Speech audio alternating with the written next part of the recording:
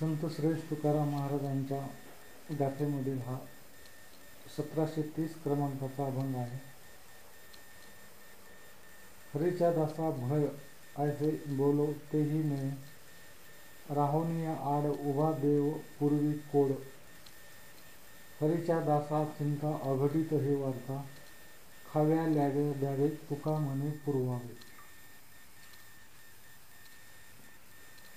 आता या अभंगाच्या संदर्भामध्ये मला माझ्या जीवनामध्ये आलेला एक अनुभव मी आपणास सांगू इच्छितो. मी माझं कार्य करत असताना एका प्रधान सचिवाच्या लायझनिंगची कार्य करण्याची मला ड्युटी मिळाली होती. उपायुक्तांनी मला त्या कार्यावर आदेश काढले होते, परंतु काय झालं माहीत नाही.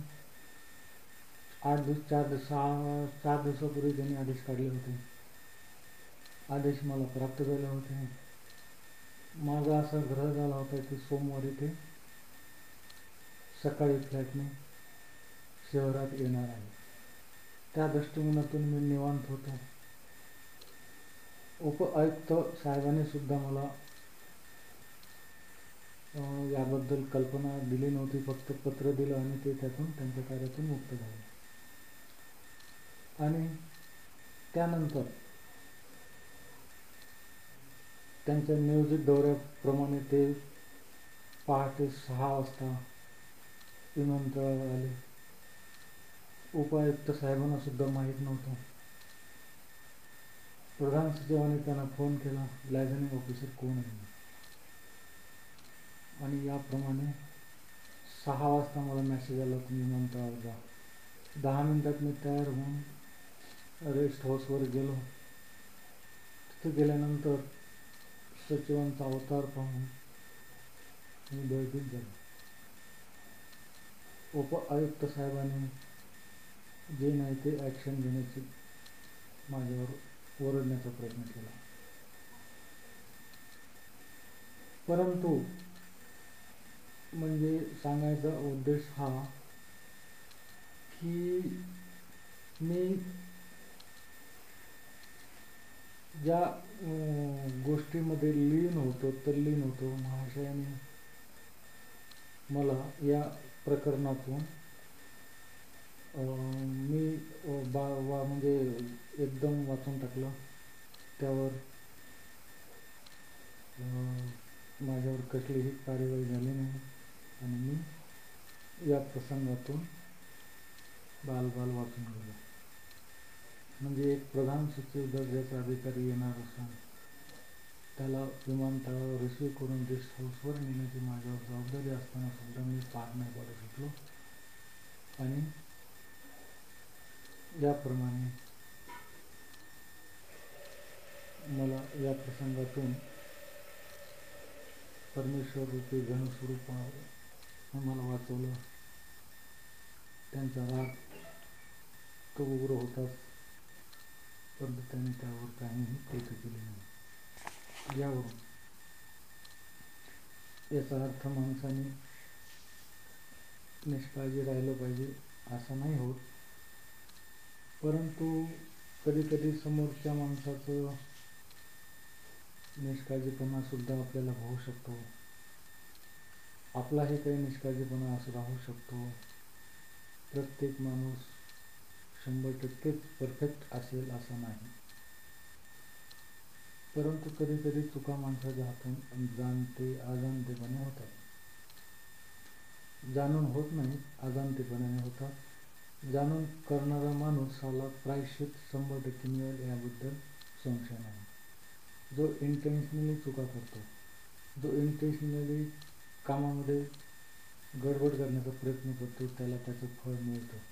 परंतु कधी अजाणतेपणे समोरच्या कधी चुकीमुळे सुद्धा आपल्याला आपल्याकडून चूक घडू शकते. परंतु जर माणसाचं मन सरळ असेल, चित्त शुद्ध असेल तर या प्रसंगातूनही माणूस परमेश्वर आपल्याला वाचवू शकतो. ज्याप्रमाणे तुकाराम महाराजांना त्यांच्या जीवनामध्ये अनेक खडतर प्रसंग आले, त्यातून ते तरुण दिले. हळीच्या दासा भय ऐसे बोलते ही नाही.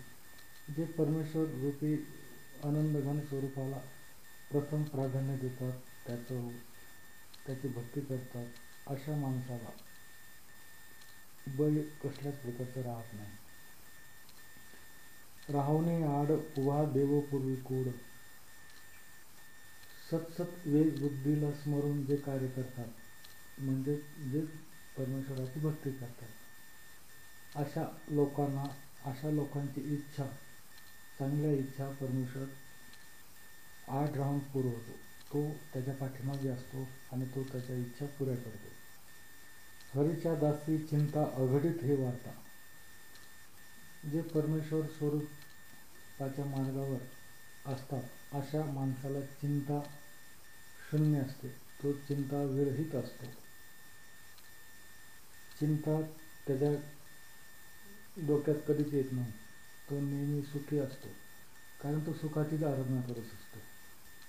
सुख हे त्याचं प्राप्त करणे, सुख म्हणजे परमेश्वर, आनंद घन स्वरूप परमेश्वर प्राप्त करणे, हा त्याचा प्राथमिक हेतू असतो. सामान्य माणसे निकृष्ट प्रकारच्या भौतिक मार्गातून सुख प्राप्त करण्याचा प्रयत्न करत असतात, परंतु विष्णुदास हा आनंदघन परमेश्वराच्या स्वरूपातून मूळ स्वरूपाचा आनंद प्राप्त करण्याचा प्रयत्न करत असतो. त्यामुळे अशा चित्त शुद्ध असणाऱ्या माणसाच्या पाठीमागे आनंदघन स्वरूप परमेश्वर हा असतो. त्यामुळे त्याला चिंता करण्याची आवश्यकता नाही. आपलं जे कार्य आहे ते तन मन धन ओतून कार्य करायला पाहिजे, हाच त्याचा अर्थ आहे. खावे ल्यावे द्यावे तुका म्हणे पुरवावे. आपलं जे अन्न आहे, आपल्याला राहायचं कुठं आहे, आपण काय करणार आहोत, हे परमेश्वर ठरवत असतो. आपण आपलं कार्य शुद्ध आणि चांगल्या प्रकारे करणं हेच आपल्या हातात आहे, असं या अभंगाचा मतितार्थ आहे. त्यामुळे साधकाला चिंता करायची, साधकाला दुःखी व्हायची काही आवश्यकता नाही. जीवनामध्ये असे अनंत प्रसंग येतात, परंतु माणसाचं त्यातून पारदर्शकता असली पाहिजे आणि त्याचं नेचर हे साफ असलं पाहिजे, असा या चांगल्या भावनेतून